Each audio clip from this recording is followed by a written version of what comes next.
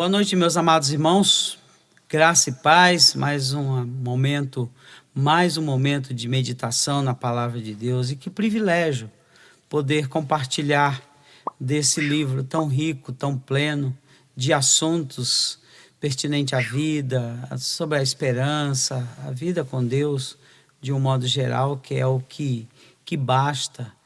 Viver sem Deus no mundo é viver no mar de nada, na ilusão, nas sombras. E Ele é a luz do mundo. E queremos nos aprofundar nos assuntos que a palavra de Deus traz para a nossa edificação. Queremos falar sobre conversão nesta noite. Conversão nas Escrituras. Como é que é isso? O que é conversão nas Escrituras Sagradas? Nós já ouvimos falar muito disso nos corredores da religiosidade. Fulano se converteu. E quando você diz isso ou ouve isso, muitas vezes está ligado a uma mudança de crença, de credo. Ele saiu de uma religião, foi para outra. Fulano se converteu para a igreja tal. Mas na Bíblia, conversão é muito mais do que uma mudança de credo. Nós vamos estudar esse assunto e vamos verificar que a conversão é já a consequência da regeneração, de uma atuação interna do Espírito Santo que nos faz compreender a vida a partir de dimensões espirituais. É isso mesmo. E aí você busca desesperadamente ter comunhão com Deus e de repente tem uma mudança, não de crença, mas uma mudança de vida. E é isto o que implica. Texto que queremos ler para início de conversa, em Tito, no capítulo 1, no versículo 15, diz assim: todas as coisas são puras para os puros, todavia, para os impuros e descrentes, nada é puro, porque tanto a mente como a consciência deles estão corrompidas. A primeira informação que a gente precisa saber de conversão é que há uma necessidade e é uma condição para se ter vida com Deus. Se não nascer de novo, não entra no reino de Deus. Agora, por que é uma necessidade a conversão? Depois queremos explicar o que é a conversão mesmo. Primeiro, é uma necessidade. Por quê? De acordo com a constatação de Paulo escrevendo a Tito, que as mentes são impuras. Todas as coisas são puras para os puros. Para os impuros e descrentes, nada é puro.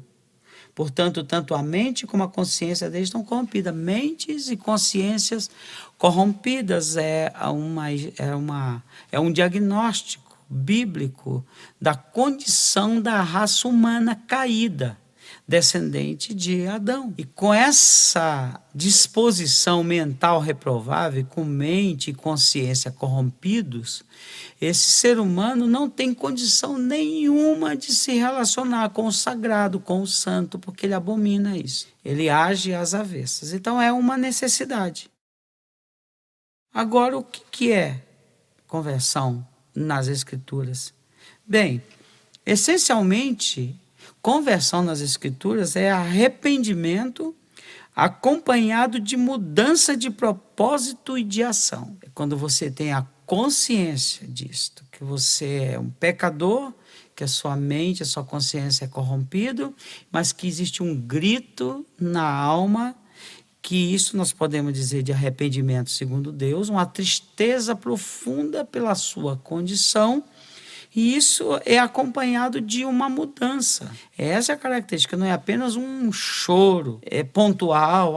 Eu me arrependi dos meus pecados, chorou, deu uma chorada básica e acabou e a vida que segue. Não. Ele teve um arrependimento, ele teve uma tristeza profunda, acompanhado de uma mudança e acompanhado de uma ação. Mudança de propósito e acompanhado de uma ação. Ele toma atitudes diferentes. Nós vamos ver os exemplos de pessoas que se converteram na Bíblia. Também significa dar meia volta. Significa retornar depois de uma partida, de uma saída. A pessoa está numa direção e, de repente, a conversão é, numa expressão comum aqui, quem tem carro, dá um cavalinho de pau e dá uma retornada para onde veio, voltar para a origem, que ele está se distanciando da essência que é Deus. Então, a conversão é um retorno, é uma volta na vida, depois de uma partida. A expressão lá em Oséias 14, que diz assim: volta Israel para o Senhor teu Deus, porque pelos teus pecados estás caído. Esse é um grito constante de Deus: volta Israel, volta. Conversão é uma volta para Deus, é um retorno para Deus. E no Novo Testamento existem três palavras interessantes que significam conversão. A primeira palavra é metanoia. Metanoia, que significa o quê? Mudança de mente, mudança de mentalidade. Uma mente não mais corrompida, mas uma mente que passa por uma transformação do espírito. Nós temos a mente de Cristo. Então tem um modo de pensar, tem um deslocamento diferente. Aconteceu alguma alteração na mente desse convertido, que ele agora vê com outros olhos, ele enxerga diferente, tem uma dimensão maior das coisas. Isto é metanoia. Agora não é mais uma mente corrompida, agora é uma mente pura. Todas as coisas são puras para os puros, diz o texto que acabamos de ler. Uma outra palavra é epístrofe, que significa voltar atrás. Eu conheço muita gente que diz assim, tem um orgulho e diz assim: eu não mudo. Eu não volto. Eu não me arrependo do que eu fiz, não me arrependo de nada. Então tá. Aí você vai operar com a sua mente corrompida, com a sua consciência corrompida, com a sua natureza caída, que não vai te levar a lugar nenhum. A necessidade da conversão é exatamente isso, porque voltou atrás. Eu não preciso ostentar aquilo que é errado em mim. Eu sou um ser em evolução, eu estou em constante mudança. Este é um quadro importante, isto leva à conversão. Eu desisti de ostentar o meu próprio erro. Eu desisti de criar tipo, personagem, para justificar as minhas más ações. É uma volta atrás, é um recuo. Também, outra palavra é arrependimento. Arrependimento, a conversão está muito ligada a arrependimento, que envolve tristeza, que envolve vontade e que envolve determinação, decisão. Tudo em arrependimento. Basicamente é isso. É necessário, é importante. A questão é, você já teve uma experiência de conversão na sua vida? Essas coisas já aconteceram, você já voltou atrás? Já deu uma guinada na vida? Já voltou para onde estava indo? Como o filho pródigo, que parou de distanciar do pai e voltou para o pai. É uma conversão clássica. Agora eu queria, nesta noite, pensar em alguns personagens bíblicos que se converteram. E nós vamos ver que tem todo tipo de gente convertida aqui na Bíblia. Começar lá no Velho Testamento, na conversão de Naamã. Em 2 Reis, no capítulo 5, o versículo 15, diz assim, voltou ao homem de Deus, ele e toda a sua comitiva, veio, pôs-se diante dele e disse: eis que agora reconheço que em toda a terra não há Deus senão Israel. Agora, pois, te peço, aceites um presente do teu servo. A história deste homem, ele não era judeu, ele era um oficial dos inimigos de Israel, e ele tinha um problema sério, ele era leproso. E uma escrava judia, uma adolescente, disse: se for até Eliseu, ele tem o poder de te curar. E ele foi. Chegando lá, Eliseu não deu nem bola para ele. Diz apenas assim: olha, vai, mergulhe 7 vezes no Rio Jordão e ficarás limpo da tua lepra. Ele ficou revoltado. Eu tenho na minha cidade o rio Fafá, muito mais limpo, eu posso fazer isso lá, por que nesse rio? E alguém com juízo diz assim: o que isso custa? Apenas obedeça a palavra do homem de Deus. E ele parou e mergulhou 7 vezes. Na 7ª vez ele estava curado da sua lepra. Aí ele voltou para Eliseu, e aqui que se deu a conversão. Quer dizer, você percebe que a conversão dele voltou ao homem de Deus? ele deu uma meia volta, ele reconheceu que ele estava no orgulho, ele viu, ele teve evidência da cura, ele foi liberto e ele se converteu porque ele voltou ao homem de Deus, reconhecendo que não há Deus senão em Israel. Uma outra figura muito estranha que se converteu, por incrível que pareça, foi Manassés. Manassés. Lá em 2 Crônicas, segundo livro das Crônicas, no capítulo 33, isso mesmo, no capítulo 33, o versículo 12 e o versículo 13, que ele estava em cativeiro e tinha feito um monte de coisas loucas. Foi o pior rei de Israel. Praticou, queimou o filho no fogo, fez um monte de loucura. Mas quando ele estava no cativeiro, teve um dia da conversão dele. E aqui diz assim, ó: ele, angustiado, suplicou deveras ao Senhor, seu Deus, e muito se humilhou perante o Deus de seus pais, e fez a oração. E Deus se tornou favorável para com ele, atendeu-lhe a súplica e o fez voltar para Jerusalém, ao seu reino. Então reconheceu Manassés que o Senhor era Deus. Isso é conversão típica.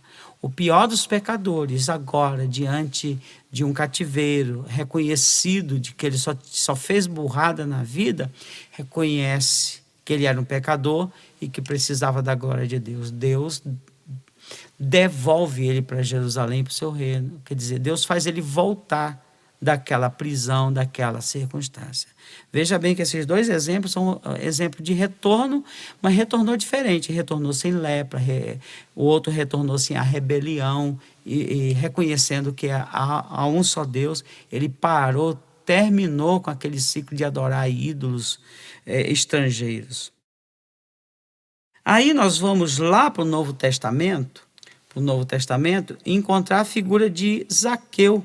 Em Lucas, no capítulo 19, em Lucas 19, o versículo 8 e o versículo 9, diz assim, ó: entremente Zaqueu se levantou e disse ao Senhor: Senhor, resolvo dar aos pobres metade dos meus bens, e se em alguma coisa tenho defraudado, alguém restituo 4 vezes mais. Então Jesus lhe disse: hoje houve salvação nesta casa, pois que também este é filho de Abraão.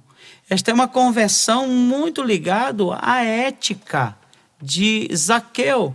Ele se converteu aqui resolvendo dar metade dos bens aos pobres. Se roubou, ia restituir.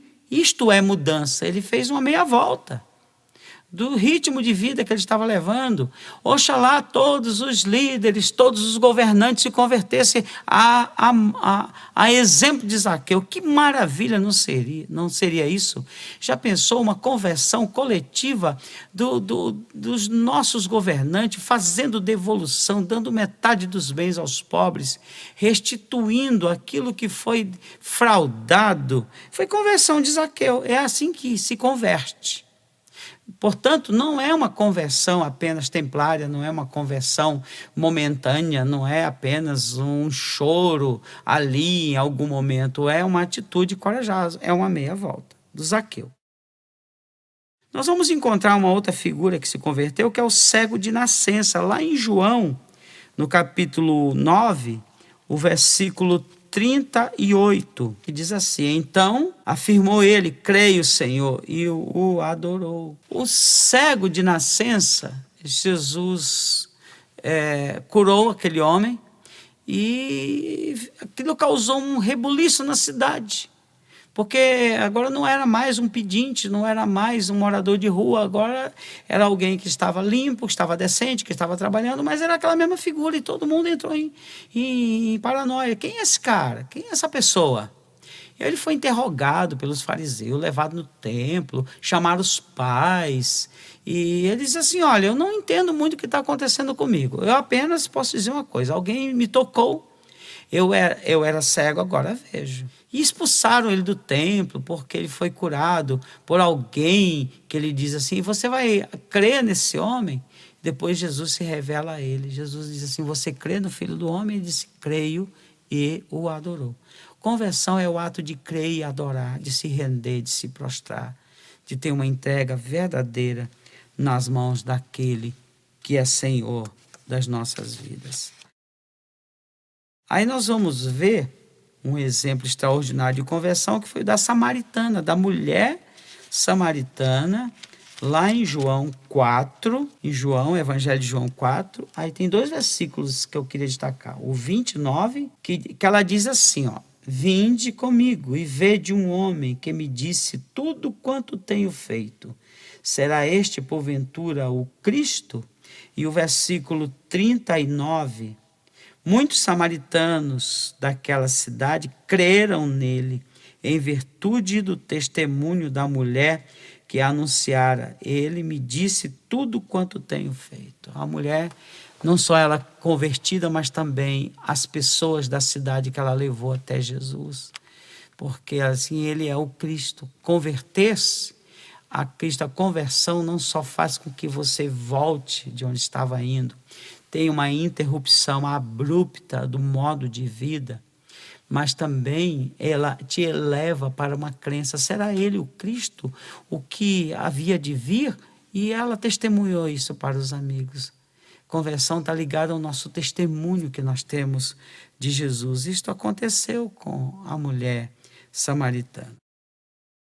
Aí nós vamos para Atos dos Apóstolos, encontrar a conversão de um eunuco, no capítulo 8 do livro de Atos dos Apóstolos, no capítulo 8, no versículo 30, que diz assim: Correndo Filipe ouviu ler o profeta Isaías e perguntou: Compreendes o que vens lendo? Eunuco da rainha de Candace, ele estava voltando de uma festa que tinha lá no povo de Jerusalém, e Filipe foi arrebatado e seguindo a carroça, correndo, e perguntou se ele compreendia o que ele lia. Ele disse assim: como é que eu vou compreender se alguém não explicar? Ele estava lendo o profeta Isaías no capítulo 53, que é um capítulo messiânico. Filipe explicou e ele creu e foi batizado. Ele entendeu as escrituras. Isso é característica de conversão. Aí nós vamos encontrar outro caso de conversão do Cornélio, em Atos 10, o versículo 44. Ainda Pedro falava estas coisas quando caiu o Espírito Santo sobre todos os que ouviram a palavra.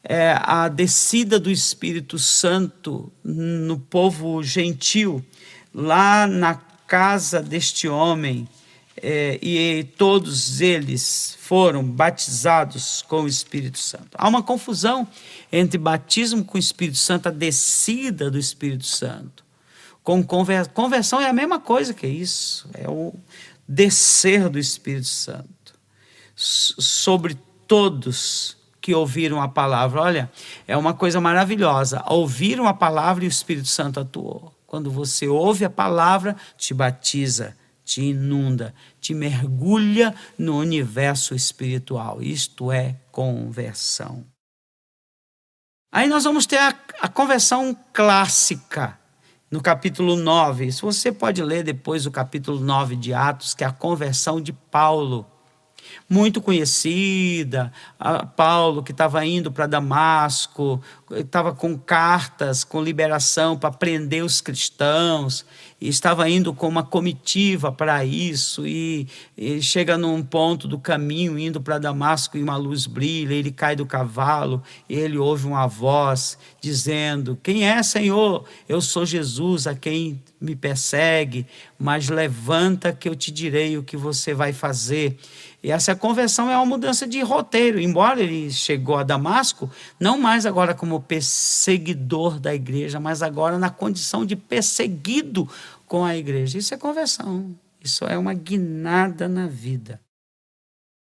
São esses exemplos, teriam tantos outros na Bíblia, mas eu creio que para o nosso objetivo é dizer que hoje nós temos tanta gente dentro de igreja que precisam de uma experiência de conversão, que precisa fazer uma interrupção na vida que está levando, que precisa dar meia volta, que precisa recuar, que precisa de uma ação do Espírito Santo para limpar a mente das impurezas, da prostituição, da arrogância, do orgulho, da mentira, da espiritualidade das crendices, da espiritualidade falsa, de tudo isso.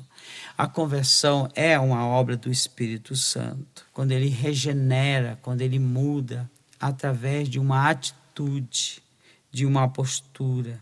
A partir de uma conversão, estabelecemos o quê? Uma relação de paz com Deus. Através de uma conversão, a esperança de vida eterna inunda a nossa alma. A conversão nos leva para 2 níveis. Um nível horizontal é uma mudança nas relações com as pessoas. Você agora não é mais perseguidor, é perseguido. Você roubava, agora trabalha. Você era cínico, agora é homem de Deus. A vida mudou. Não é um formato externo, mas é uma novidade de vida que faz você ser diferente nessas relações horizontais e na relação vertical, da sua devoção, da sua adoração com Deus.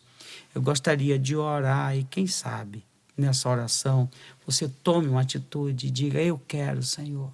Se você disser: eu quero uma conversão na minha vida, eu quero sair dessa masmorra, eu quero sair dessa prisão, eu quero sair dessa poluição de uma mente perversa. Limpa meu coração com teu sangue. Ore comigo. Senhor, nós reconhecemos que a nossa mente carnal ela é corrompida, a nossa consciência é torta.